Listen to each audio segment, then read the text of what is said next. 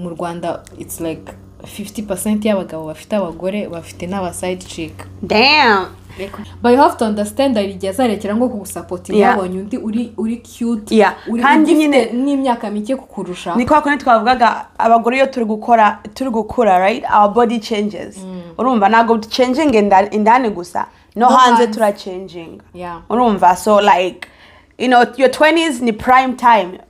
be the best you can be. Ariko nyine at the end yo mu 20s nyine nawe uzabyumva ko umubiri utangiye kumanuka gake uzaza wiyumvamo kushaka kuba nk'umumama w'umuntu ukicara mu rugo bikarangira. Biri gushyira kuri Snapchat waguze champagne ngo wagiye ahanango, so kora project ifatika izajya kwinjiza amafaranga. That's yo niyo highlight iyi video fet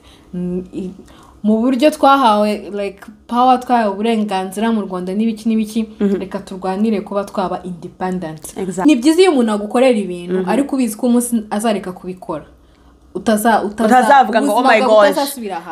naguzavuga ngo oh my gosh ninde uzankorera ibindi bintu, right? Kugiye yabireka like wakomeza ukisupportinga muri ya class y'ubuzima warugezemo, ntugende ngo wogoshe umusatsi nka fiete hano ngo kubera ko umugabo yaretse kuba amafaranga ko inde ngewe.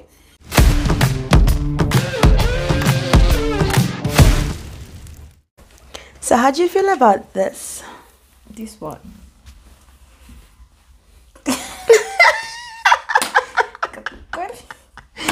Mwiriwe muraho murakaza neza kuri Nene Rwanda n'ibisanzwe ngende Nene nkuko mubibona uyu munsi ntabwo ndi kumwe na Mademoiselle Fiat aka Fiat Avril. Umva uyu mukobwa afite amazina nk'ayo muri film. Uko mubibonye ku mutwe w'iyi video tugiye kuganira ni turavuga ko ari video isoza ukwezi isoza ukwezi uburenganzira bw'umugore.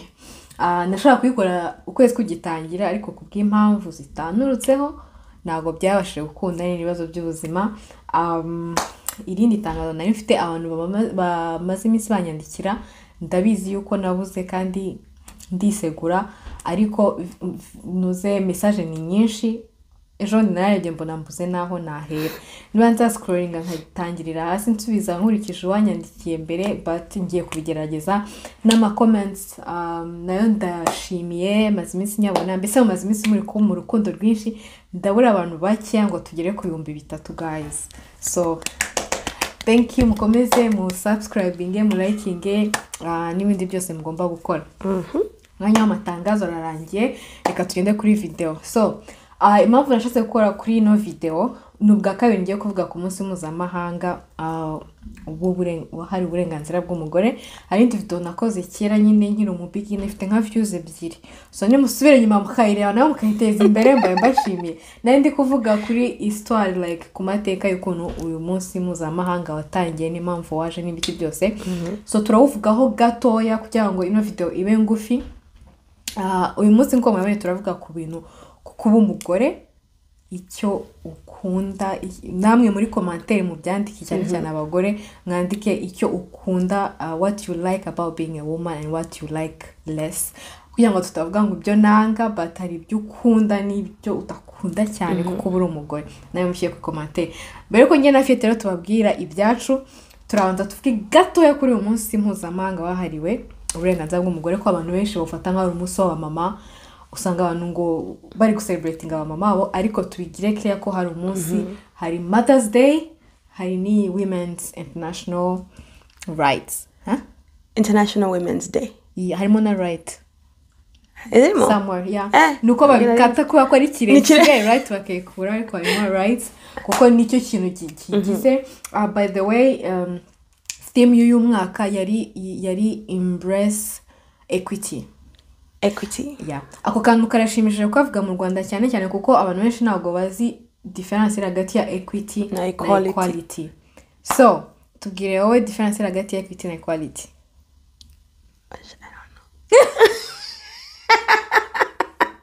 Mu Kinyarwanda byose babyita uburinganire, but mu Cyongereza equity na equality biba bitandukanye. No kuvuga ngo equality ni ukuba mwese mureshya mutangirira ahantu hamwe. No equity ni igihe umwe like abari hasi ukamuzamura undi ari hejuru ya nose kucyera ngo nabyusi kandi nako narinze kubivuga mu Kinyarwanda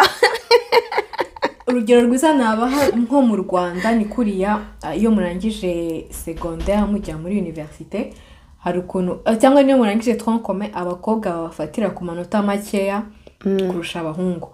abantu benshi bavuga ko ari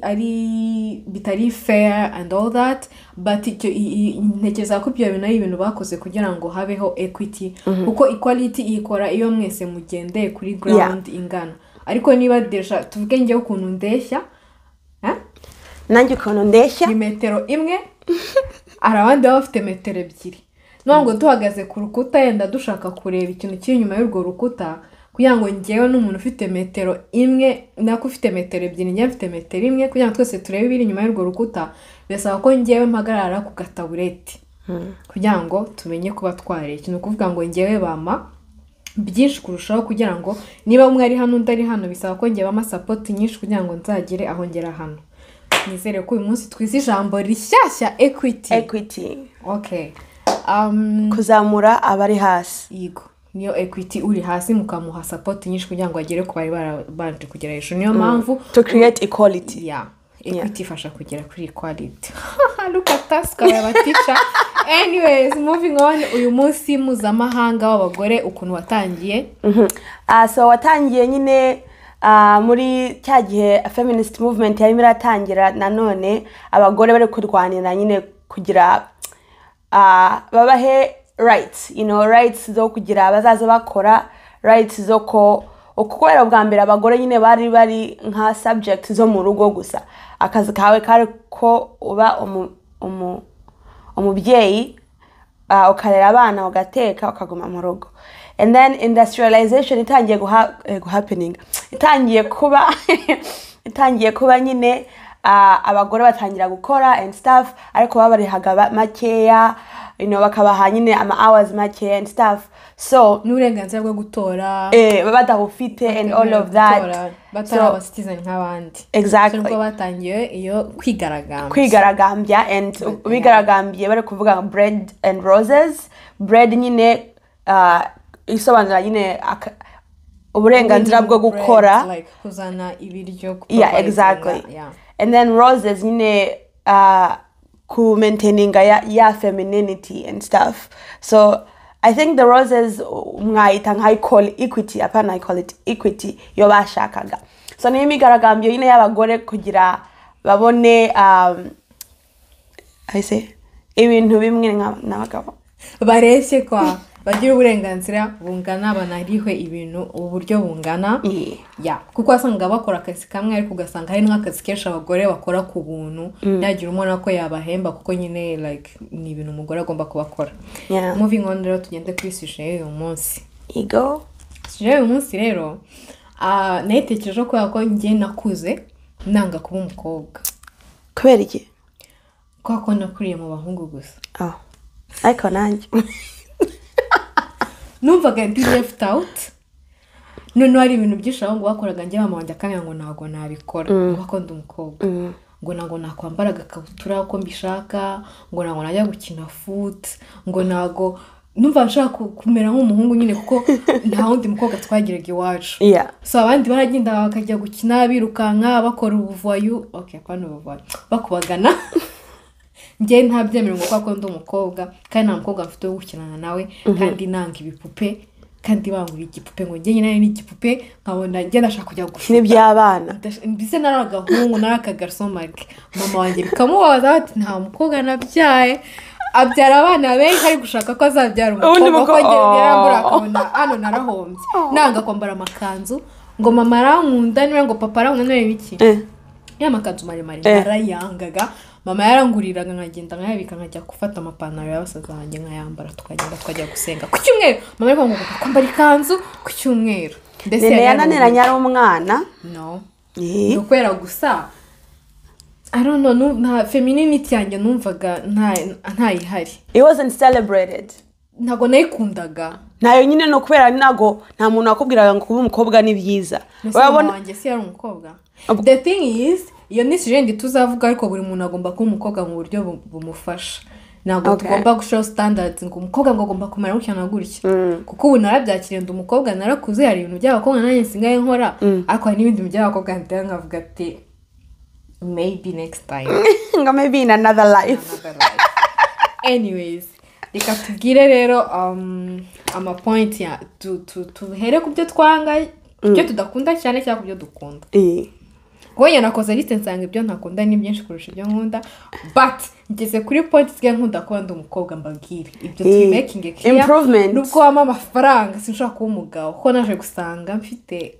ko umukobwa biraryoshye cyane cyane muri iyi era turimo it's just getting a little bit good in the video okay point ya mbere Trebe so point ya mbere ngewe icyo nkundira ko umukobwa nimba ndi kuvugisha ukuri kuvugisha ukuri nako nakundaga ko umukobwa nakuze nyine nk'umutomboy babyita umutomboy babakobwa nyine bakura cyangwa cy'abahungu exactly nabanaga nyine naba oncle banje batandatu na mukecuru ndabona na mukobwa uhari urumva na muntu nari mfiteho kunyigisha ibintu ariko ibyo another day icyo nkundira ko umukobwa nuko ndabizi ko tuba dushaka equality and equity ariko iyo uri umukobwa abantu bakureba nicely urumva I think abantu barakubona bakabona I guess ntabwo ari byiza to some extent ariko I think it affords you things like care and stuff urumva ngiye nk'umukobwa iyo ndize abantu bashaka kumpoza kumpobera bakama n'utuntu kugira nseke ariko iyo umuhungu arize abantu bavuga ngo are you okay like uri mu biki type of stuff right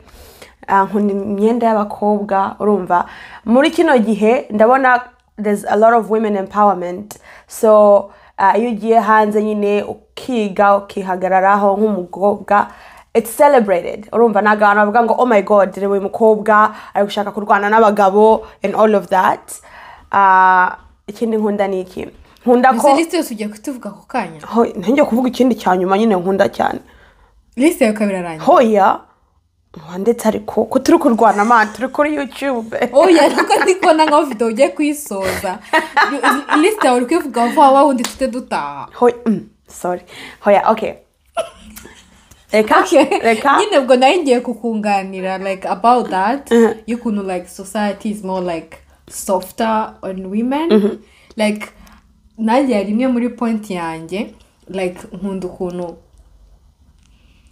nemerewe gushyira hanze emotions zanjye zose as in like abantu bazi ko ngo abakobwa ngo bagire like women ngo bari so emotional ku buryo ngiye no mu muhanda nkicara nkarira abantu baza bakamoza ariko umugabo bahita bati cyasinze ngo arwaye mu mutwe bahita nta muntu umugirira impuhwe ngo yo hoya pe none ikindi ukuntu like hari abantu baba abantu bamwe bakirigana bagifite iyo nze umuntu agufungurira umuryango it's just like nta ukuntu akalife kawe kaba softer none ikindi ukuntu like uruguru turi kuvuga tugira gutya I know nta muntu uri ubijudging ariko turi abahungu bakabona turi kujyana gutya tavuga oh my gosh ngo ikigo bakoze ikigo bari gukora abakobwa banahoberana bagaterurana mu ibarabara bagakora ibiki abantu bakavuga ngo n'abakobwa n'iby'abakobwa cya compliments duhana ngo so sexy girl oh my gosh my baby abwiye umugabo mugenzi we ngo shangure mwiza ahubwo banamufunga ngo iki azajye muri Uganda rero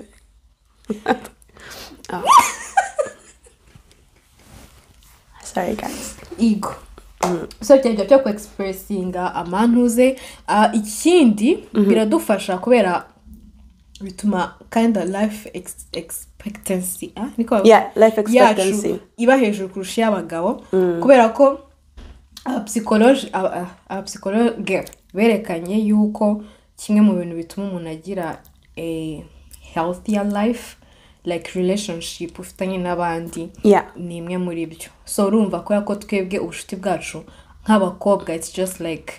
it's out girls, there like sisterhood or just ibintu nk'ibyo ku buryo I feel like nshobora kuba ndi mukuru wawe nubwo tutaziranye I can just like I got you somehow like nakore tugenda muri toilette ndawagize accident ukatuvuga ati nta muntu ufite like serviette cyangwa iki nkahita nyiguha and then Yeah. do you need something else nkahita ntangira kukwitaho kandi ntabwo tuziranye kubera ko I understand you I can feel what you're going through Yeah. akabagabo ntabwo ibyo bintu babigira Yeah. iyo afite ibibazo aragenda akajya kunywa byeri n'umugabo ariko ntabwo amubwira exactly bakavuga ku bucucu arifite nabonye nakamimi baravuga ngo ukuntu iyo basohotse abakobwa aba boyfriend iyo basohotse aba girlfriend bagira ngo bari kuganira ku bakobwa cyangwa bari gukora ibiki ugasanga ikintu bari gukora bari bafite aka glass bafungiye na robine bari guhatana kureba umuntu uri bufungure robine amazi akameneka arabatsinzwe that's their game that's how shallow they are like big words Nago baba deep baba shallow it's just like birahanga ibibazo umugabo ibibazo bishobora kumwica ariko nta muntu ashobora kubisangiza ariko twe tutadufunga twe tutubira ariko byo ni ibintu bibabaje man imagine society creating a space uta you can't express yourself urumva niyo mpamvu nyine life expectancy y'abagabo ari ntoya kandi uzarebe no rate ya suicide ni nyinshi kubera nago babivuga iyo ufite ikintu ku mutima kikubabaje cyane umutwe ureka gukora niyo waba uri umuntu uri guthinking rationally normally byose biragenda bigasohoka bikagusigaho uri wenyine kandi nta muntu wabibwira batagusetse also iyo ufite emotions ukazisohora hari ukuntu bita bikuzanira perspective nshyashya cyangwa iyo bibitse biba bibi kurushaho niyo ufite depression ugira umuntu bivuge igenda izamuka ikaba nyinshi so I feel bad for the men ariko I'm just saying I'm enjoying kuba celebrated like that ikindi kintu tukira aho ngaho ni kibi ariko ni kiza naho cy'ukuntu it's just like society ntago expecting ibintu byinshi ku mugore it's just like they expect the less I know the least I mean ku buryo umugabo yarangije ishuri atabatekereza ugomba kubona akazi keza ugomba kugura inzu ugomba kugura imodoka ugomba gutangira ugakora ibi nibi ariko njyewe ikintu kimwe bantegereje iyo ntangije ishuri no gushaka nkabyara abana icyo ni ikintu nabonye nkabona kiri muri cons no muri ariko like just I think your mentality nagari hose like across the world I think mu Rwanda no muri a lot of African countries niko bimeze ariko hano muri Canada uzarebe I think it's a bit balanced ubakenewe nawe kugira ako kazi urumva kubera I don't know if it's empowerment ariko there's a sense your individuality urumva ni wowe kwakwizamura urumva iyo ubonye umugabo nyine afite iyo mentality yo kuvuga ngo guma mu rugo teka ufite degree yawe okay koresha udufaranga n'utwawe ibindi byose nzabikora bibaho ariko usanga abagabo ba hano bavuga ngo okay nawe ufite amafaranga nanjye ndayafite let's meet hagati urumva ngo what do you bring on the table ngo ni 50-50 niko benshi amabara ariko mu Rwanda still mu Rwanda abakobwa bari manyagura turangiza university ubu tukicara umuhungu wa mbere w'umukiruje ufite imodoka kugutereta ukahita ufatu wagiye basigaye barakora uko bafite ngo 22 years batazi n'ibyo barimo anyways iyo nisije yundi munsi but kuri ko timwe ni byiza ko nshobora kwicara ngashyira ukuguru ku kundi then ngashaka umugabo w'umukire just like that nanjye nkahita mba umukire kandi you know and another thing urumva ni kwa kundi nyine ujya muri dinner n'umuntu urumva abagabo bashaka kukurihira you know like you are offering it almost feels like uri kubaseka urumva so it's like you can you know dating is just like nibo like they take care of you. It's nice. It is nice sometimes, you know. Sometimes I don't want okay, it is nice sometimes. Sometimes I feel like hari abantu bakora biriya kwera bafite izindi plans mu mutwe urumva let's say ashaka ko agutahana wabyanga akavuga ngo ngo nakurikire bro wanyishyura ibiryo se nakubwiye ngo byishyure cyangwa wamvuye ko ari nawe wamvanye mu rugo nari kurya mu rugo I know ntabwo nakwiye ngo take me for dinner nari kurya mu rugo right urambwira ngo let me take you for dinner unsolicited turagiye then you expect ngo I have to give you something kwera iki se ntabwo nakubwiye ko nshonje washaka ko byinshi byinshi I know wagiye kundisha muri restaurant ibintu bitari healthy ubwo se ikintu ngewe ubu ngubu ndi kwanga cyane okay urashonje ni biological clock the pressure okay mu kinyarwanda sinzi ukuntu bita ariko umugore agira imyaka y'uburumbuke niba ariko nabyita so nuvuga ngo mu myaka yawe 20 nibwo uba ufite uburumbuke bwinshi uri fertile yeah the more uri gukura the more eggs zawe zigenda zipfa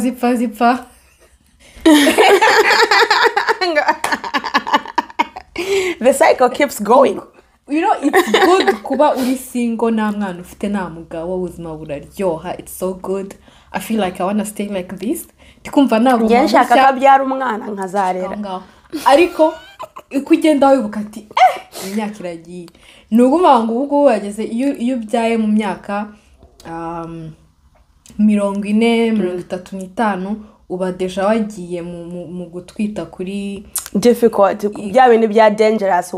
yanakwica iyo ndashobora kukwica ikazana n'indi complication cyangwa umwana wawe akaza nyine afite utuntu tw'utubazo twinshi cyane cyane bavuga ngo down syndrome cyangwa ariko ibyo mbona ari ibibazo by'abazungu cyane hoya hari abantu benshi hano nyine njye namwira ndabona kwanza urwaye ngwiki for real njye nabonye benshi cyane ahubwo ngiye kuzanshira mami muri video zanjye akamimi nabonye bari kubaza umukorea ngo kubera iki nta bakorea benshi barwaye down syndrome arabasubiza ngo this is offending ariko kubera ukuntu amasura yacu ameze it's hard to know ariko ibitekereje like amasura yabo bose ubona bameze ire stop it. So sorry, that's racist. But wabivuze no mu Korea, so I'm just like putting it out there. Subiramo ibintu yavuze ko it was just kind of funny. Anyways, yes, biological clock. It's abagabo ntago bafite icyo kibazo man. Abagabo banabyara bafite 70 years old. Nago mujya mu stopping ariko twebwe abagore hari igihe nyine kigera cyane ufite imyaka nka 40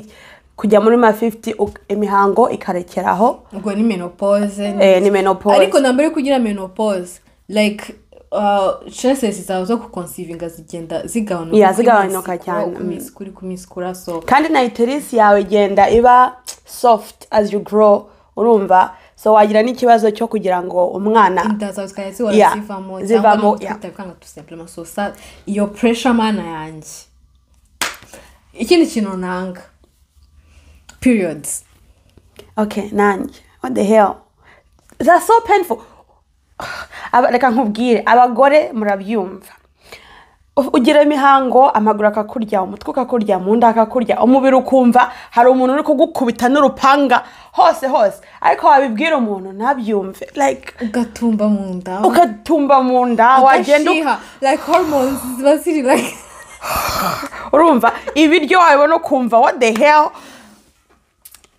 And then okay ngewe nanga imihango kubera ibyo byose babiri kukubaho urumva and then society expecting ako you keep going you know ishuri nago baguha pause ugomba gukomeza urumva kandi wagenda nyine kubera ko emotions ziba ari nyinshi wavugisha emotions ngo ufite umushiha ngo ufite emotions nyinshi ngo iki ukarizwa n'ubusawa it's just like babiri all over the place bro rero tukivuga ku mihango ngo tweta tujyana na ntuze na labor contraception na labor man over contraception deja akenshi ibiri kuri responsibility y'umugore kuko ni utwita ni ukubitika ni ukora iki umugabo aba araho gusa yicaye ari iyo twisa bari ikibazo cyawe ngo kubera icyo twite it's like bro kubera icyo twise I don't know kubera icyo twakoze twarabikoranye why are you asking me impamvu nwite like ni ngiye bireba kwirinda kuba natwita noneho mu cyo cyo kwirinda kuba natwita like biriya bintu byose tunwa that's just like a lot on the body contraception umva nyine tuba twirinda gufata inda abantu bazanga urumva tukabyara umwana utagira papa ariko tuba turi kwishyiramo ibintu byana causing a problems. It's very toxic. They cause cancer sometimes. Urumva? Kandi urumva ari ama contraception menshi usanga ari hormonal. Urumva bigatuma ugira hormone imbalance ugasanga wabyibushye cyangwa wananutse ukagiye cyane cyangwa wazanye ibiheri cyangwa mood yawe nyine ikaba I know. It's very kubyara ni byiza ngiye shaka mbabwire ndabikunda ngiyewe nshaka kuzabyara nk'abana batandatu urumva ariko I want to be blackout for all of them urumva I don't want to experience labor man muretse kureba video kuri YouTube y'umuntu kunyagiye kubyara ndavuga it's like warapfuye urazuka or something like how do you even uskabagara bafite superpowers man that's not human since on the other side that's so good kumva ko like you can just give life like akana kakarati I know it's so nice ariko sinanone ngiye nshaka kuzabyara cyangwa okay maybe reka duhere ko rumwe sibyo umwana umwe nshaka umuntu ari uwanjye yavuye muri ngewe ni uwanjye urumva nobody can take that away from me urumva like until akuzaga kwikura okay anyway tuzabirwana nakura in the meantime ikindi kintu uriye kuvuga ni beauty standards beauty standards twebwe okay of course I think it ties in kwa kundi babona abagore are supposed to be feminine, they're supposed to be small. Icyo cyo kuvuga ngo feminine wakivuga ngo cy'Inyarwanda kwitwaza nk'umugore kwigira umva bro nago mu Kinyarwanda babigira I know ariko ni standards za society zibavuga ngo okay uri umugore ugomba kwitwara gutya hano I don't know nimba biri cyane muri Afrika urumva niko hakunda kugira ngo nimba ufite amaguru ariho ubwoya ngo usa nk'abagabo nimba nyine ufite ubushakwa exactly ngo usa nk'umugabo nimba utambaye makeup urumva ngo naguri gusa neza ngo nimba ufite umusatsi nyine utari uwirende ngo what the hell you know so after beauty standards abantu they go an extra mile abantu babyitwazamo cyane bigateza problems cyane I think like umugabo iyo afite intuzi nshakwa it's okay I know ariko yawo umugore ngo umunyamwanda I know nago woga nguri kunuka se ngo iki urumva cyangwa bakavuga ngo ngo wambaye it means uziko twavuye mu gihe bavuga ngo wambaye kanzu ndende igera hasi ngo uriyubaha ino minsi urayambara ngo uvuye muri 2010 uvuye urumva ngo abakobwa nago bambara gutyo so ibihe iyo biri kugenda izi beauty standards zira changinga kandi they don't change for the better I don't think urumva zi changinga for the worst uragenda ubu twari tugize like isn't ingohe right ingohe ni ya hano gutyo what is this nziganze Kinyarwanda anyways it's just like ibyo byo kwambara wari uri kuvuga umuntu ugasanga umugabo nko muri sama abagabo bambara ikabutura gusa na sandale bakagenda mu nzira uribuka cyane turi muri 30 degrees I know utashaka kwikozaho umwenda umugabo yambara ikabutura agafata agacupa k'amazi akagishyikaho amazi gutya akagenda ariko se njye sinabikora wabikora sugiye he like kandi like ikindi kintu ngiye nakunda about this beauty standards bibagirwa ko twebwe abagore this is my favorite thing about abagore dufite different bodies like imibiri yacu iratandukanye urumva nago uzasanga abagore babiri bafite umubiri umwe never urumva imibiri yatandukanye amashape y'amabere cyangwa amatayi cyangwa amaguru it's just exactly ni face byose biratandukanye ikintu kibi kuri beauty standards they are for one people isi shaka twese dusa nk'umuntu umwe ugasanga twese ngo dushaka kumera nka Kim Kardashian exactly urumva kandi hari abantu bameze gutyo suko abantu bagiye kwibagisha bakagira isura nkiye n'umubiri nkuwe bakuriya filters ziba zimeze hari umuntu nawe yagiye kwibagisha avuga ati ndashaka kumera nk'iyi filter no way barabimukora urumva it's just like kandi zihinduka from nowhere kandi ni dangerous like all those procedures are dangerous uri kugenda bakagukatakata bakagukura ukuntu wavutse bakagurambura bakakongera bakagufodinga ukajya gusa nk'igipupe ngo kubera kushaka ko abantu bazagukunda cyangwa bazaza bakorera akavuga ngo oh my god hot baby ko ariyo beauty standard igezweho ukuntu uzihinduka reba ukuntu zarahindutse iminsi ishize yaragezweho hano afite mu nda zeru n'ibisusu ubu ngubu byahindutse ngo ni skinny hose ukaba nk'agakirida cyangwa ukagira agasusu gato ariko atari bya bindi mbese ngaho bibaza abantu bishyuye ibifaranga kugira ngo bagire ibisusu bari kubikuza babikuzemo ariko reba abagabo never ariko kwanza beauty umugabo ni amafaranga gusa number 1 abagabo basa neza number 2 apfa kujya muri gym ukabona afite akabiri kabonetse akambara neza akitaba beautiful ukumva ngo uyu ni wa wundi nabonaga cyagihe cyangwa akiyogoshesha akaba abaye wundi muntu ariko abagore we urabona nk'iyo ugiye gutraveling man self care ukuntu ihenze ku bakobwa umugabo ikintu bimusaba ni kuba afite isabune na deodora gusa agatera umwenda we umukwiriye ahita aba mwiza gusa ariko umukobwa kugira ngo uzamubone guys niba mutabizi kuri ubu n'umukobwa ukabona arasa neza ntabwo uzi umwanya n'amafaranga biba byamutwaye inzara gusa bereka inzara ranze wicaye ameze ngo amasaha yo warangiza ukajya gukoresha abajya gushishamo lashes cyangwa bakabashiramo akantu kamwe abajya gushishaho tatuwaje abashyiraho makeup sanse cyangwa abajya gukuzaho body hairs waxing ikunibabaza kuba umukobwa birahenze biranababaza ntabwo ndi kuvuga kuba umukobwa bisa kuko hari umukobwa uba wibereho ubuzima busanzwe adafite ibikabyo ariko ndi kuvuga umukobwa nyine ugira self care uba ushaka gusa neza cyangwa uri muri like society ukuntu iri kugenda if you're keeping up with it ushaka keeping up nyine kugira ngo ube presentable kuko umukobwa ukoze ibintu biri minimum nk'iby'umuhungu akora uhita umubona ukabona ari like weird utubona there's something missing as in like kuki utiyitaho abagabo baba bazi ko nyine gusa neza byiza na gutyo but it's expensive and it's time consuming niyo mpamvu iyo nje muri dino uzaza uri hard cause come on right iyo tugiye muri date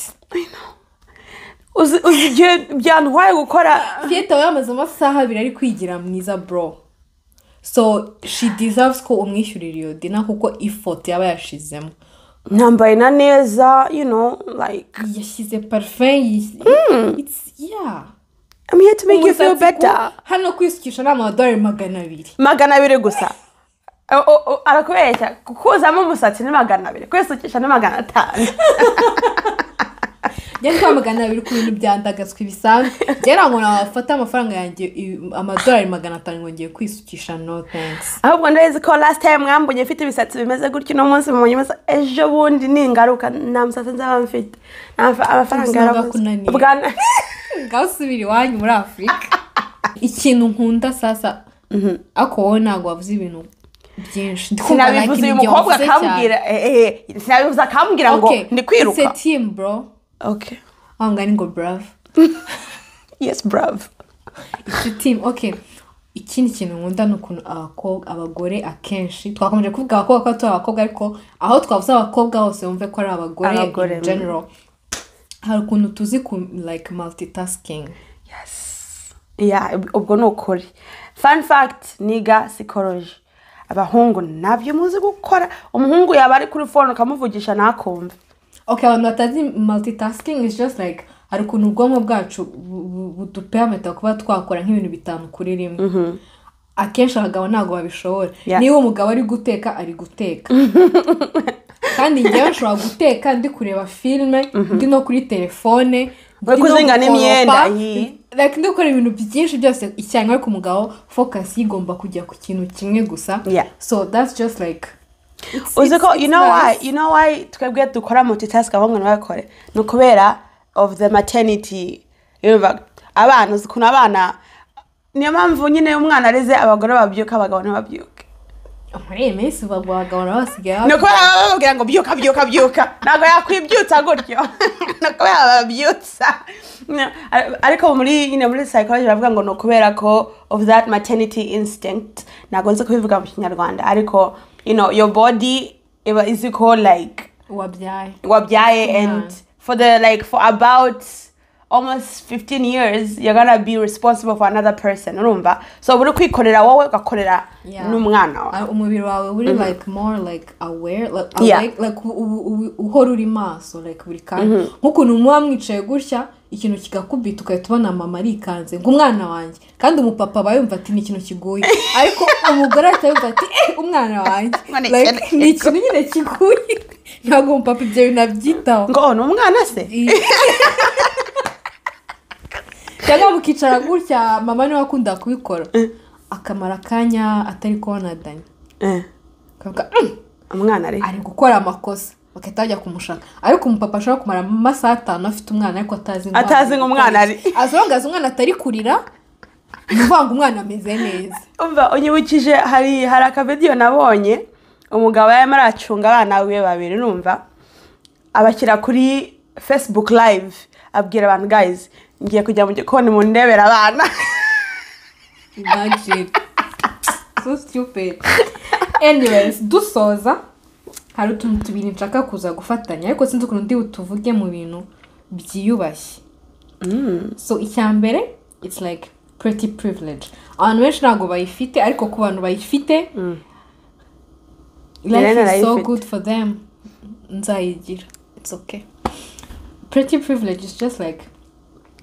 umukobwa mwiza hari ukuntu ubuzima bwe buba bworoshye kurusha ubw'abantu bose batuye ku isi umukobwa mwiza araza ukahita ubona bamufungurira umuryango yakwicara muri bar ukahita ubona abantu bose bashaka kumugurira champagne yajya gusaba akazi like ukabona barashaka kumuha akazi nubwo yaba atatsinze ikizami cyangwa ari so stupid kwa ko ari mwiza just like ibintu byose biri aligninga kugira ngo ubuzima bwe bube bwiza like bara floatinga muri society soft life princess treatment iko I don't know how to say nyine ubwo abantu bafite iyo pretty privilege barabyumva but hari ukuntu abantu banamukunda kurusha abandi cyane akaba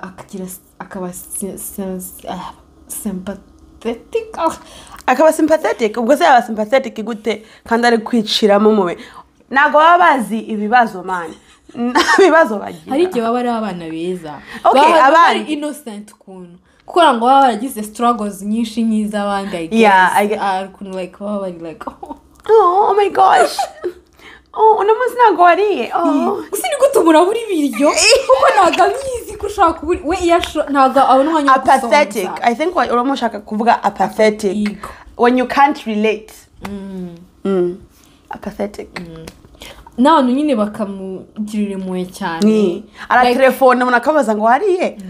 abandi reka nkohereze like Uber Eats or skip the dishes ibiryo bikaba biraje atabisabye it's just like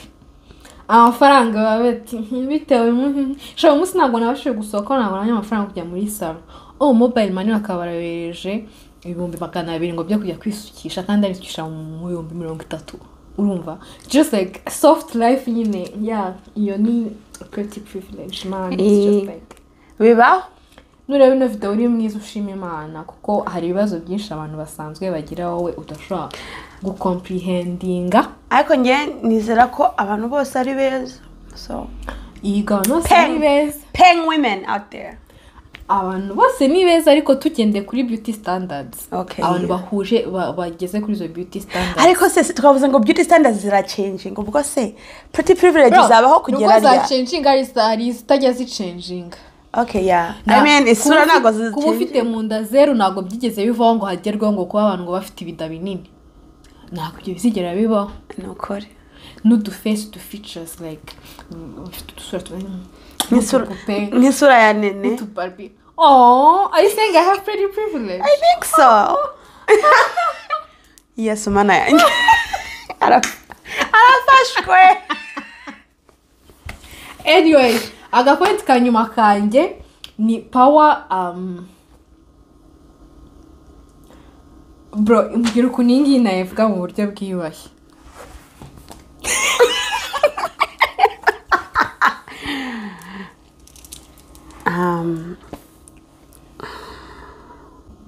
what do you mean though? I mean that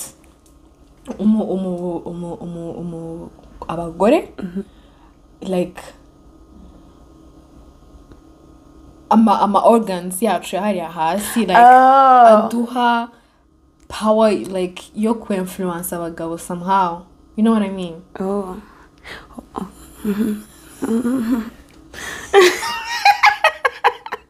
Okay, ababyumvira ikiro nuko abagabo akenshi when it comes they'll do anything for that. Yeah, when it comes to sex hari ukuntu bahita bamera nk'aho ubwenge bwabo bwagiye mu kibuno bakita bamera nk'aho ari ibicucu like they can do stupid things bagakora ibintu by'ubucucu cyane ngo bakubwira ngo ushaka zingahe kandi amafaranga afite ejo azaba buri cyarya ariko akaba yakugurira champagne kandi ejo azabwirirwa kubera ko gusa ashaka like just to have sex with you. Yeah, that's sad. It's sad for them. Yeah, honestly. But for you, when you get free drinks, it's good for you. So couldn't you? It's just like you know. Honestly, yeah. I mean, no. Yeah. Honestly, yeah. Bro, reba no muri Bible, Samson, like umusatsi we barawukata imbaraga just because of a woman. I know. So when it comes to women, like sexual, like and all that, hari ukuntu abagabo nyine ushobora kuba manipula, like they do ibintu batagombaga gukora. Yeah, because they do it because of that, because like they cannot think straight. Because that's the only thing they think about. Yeah. Nk'umugabo usanga iwe abana be bajya babura ibiryo bagakora iki akona kandi afite ama side chick 50 bose bagendera mu mamodoka meza. Ugiye kuri kote y'umugore we mu rugo n'abana be, it's so sad. Ariko kuri aba side chicks babonye abantu babishyura minervale, babonye abantu babagurira amamodoka, abantu baba supporting rent, babaha ibiryo. So it's just like good, honestly, when you know how to take advantage of it. Also, the way I understood that, I think it's maybe misused sometimes. Cyane muri popular media, no kuri like Instagram, you know. Nagomba, okay, yes, there's an aspect to that, but I feel like cyane abakobwa bavuga ibyo ngibyo because, you know, they don't want to be tied down. Yeah. Well, ibintu byose biba bifite angle wabireberamo, like good or bad, but that's just like something interesting. I like that though. Iyo uzi kubikoresha,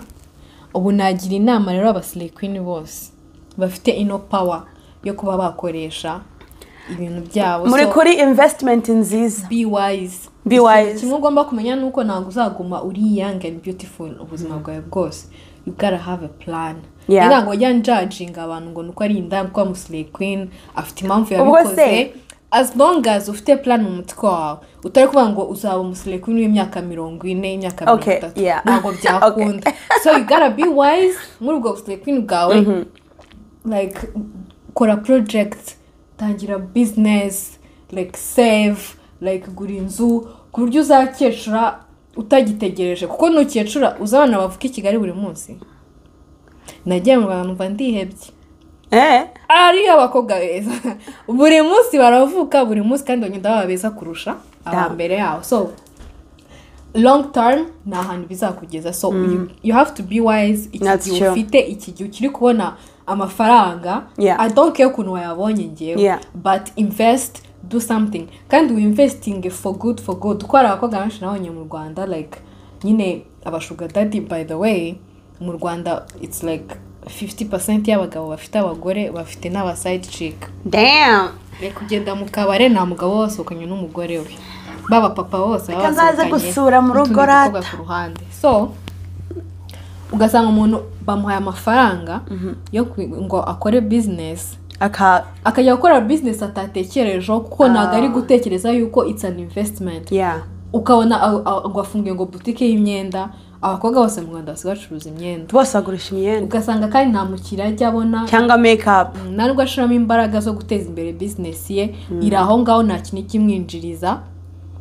wa muntu wamuhaye amafaranga yo gutangiza iyo business ni nawe ugikomeza kumusapotinga uyu munsi, but you have to understand that igihe azarekera ngo kugusapotinga yabonye undi uri cute kandi nyine n'imyaka mike kukurusha. Ni kwa twavugaga abagore iyo turi gukura right, our body changes. Urumva ntabwo changing indani gusa, no hanze tura changing. Urumva, so like you know your 20s ni prime time, be the best you can be, ariko nyine at the end yo mu 20s nyine nawe uzabyumva ko umubiri utangiye kumanuka gake uzaza wiyumvamo kushaka kuba nk'umumama w'umuntu ukicara mu rugo bikarangira. Nubwo ufite imbaraga gusa nuko uwo muntu azabona undi mwiza kurushaho, niko abagabo bakora. Usubire kwisuka kandi wari ufite amafaranga uri kuyakinisha, so kora project ifatika izajya kwinjiza amafaranga. That's niyo highlight y'iyi video fet. Mu buryo twahawe like power, twahawe uburenganzira mu Rwanda n'ibiki reka turwanire kuba twaba independent. Take a step forward. Yes please. Ntabwo wasaba ibintu utabyikorera wenyine. Ni byiza iyo umuntu agukorera ibintu ariko ubizi ko umunsi azareka kubikora utazavuga ngo oh my gosh, ntabwo uzavuga ngo oh my gosh ninde uzankorera ibindi bintu, right? Kugiye yabireka like wakomeza ukisupportinga muri ya class y'ubuzima wari ugezemo, ntugende ngo wogoshe umusatsi nka Fiete hano ngo kubera ko umugabo yaretse kuba amafaranga yo ende ngewe reka mbavugize ukuri, nta kintu nkorera umugabo, byo nkora byose ndikora kubera nabishatse. Uzabaze chill akirumwa amazi birashira. You guys, video yabaye ndende, amasaha yagiye, mwakoze kubana natwe. Mwibuke gushyira muri commentaire namwe muvuga ibyo mukunda n'ibyo mudakunda kuba umugore muri society cyangwa umugore. And I feel like ku munsi ase aba munsi abagabo Father's Day nakora naba papa, ariko urumva like this is a movement like, to be equal. Abagabo bavutse bari privileged already, ariko natwe ari privilege dufite. Okay, dufite privileges zitandukanye, but somehow twese dufite privilege zitandukanye ukuntu, ariko buri muntu afite izi. Maybe izacu ziradutsikamira cyane, I guess, but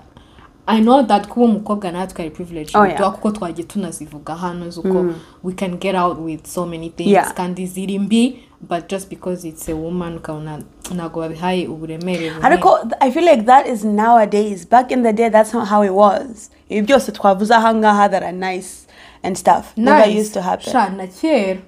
reka usubona nkabira byo kuvuga ngo abagore ngo nago bakoraga n'iki, ibyo byaje muri igihe cya industrialization. Ako mbere abagore barakoraga mu mirima, barahingaga, bakoraga akazi nk'abandi bose, you know. Nuko byatangiye ibyo byo kujya gukora mu biro n'ibiki, ugasanga abakora ntago bajya babona akazi nyine twavuga ko ari keza ko mu biro like kugira ngo ari nako gahemba menshi by the way n'ibiki byose. Ariko historically like n'abagore kera barakoraga no mu Rwanda, ntago abagabo bajyaga guhinga, no suko abagore ngo bari bafite imirimo yabo bashinzwe n'abagabo bafite yabo, ntago umugore yicaraga gutyo gusa ngo nta kintu ajya akora. Ariko imirimo y'abagore ntago irachange, bajya gukora iki? Okay, I guess. So I think, you know, okay, I think to your point, abagabo nabo they need their flowers, urumva? Nabo bafite emotions, bagomba nyine kuherwa space yo ku expressing themselves.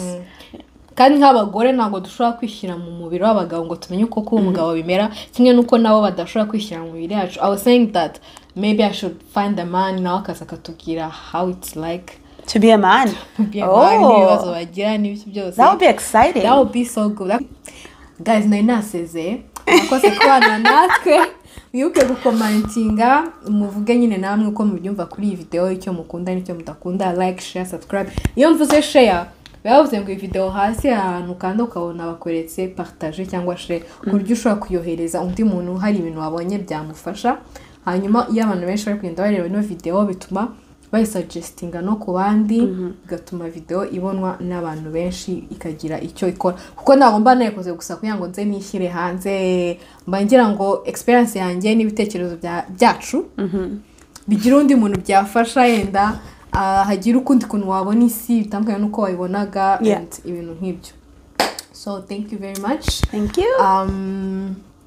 Hopefully video tuzayishyiraho uku kwezi kutararangira. ako ni kuba kwananye nta kibazo bizaba ari umukuba debut like beginning ya March ya April. Happy Fools. Okay, asante sana. Mungu awabariki. Ciao ciao.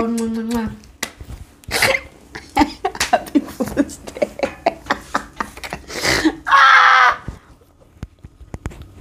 Lol.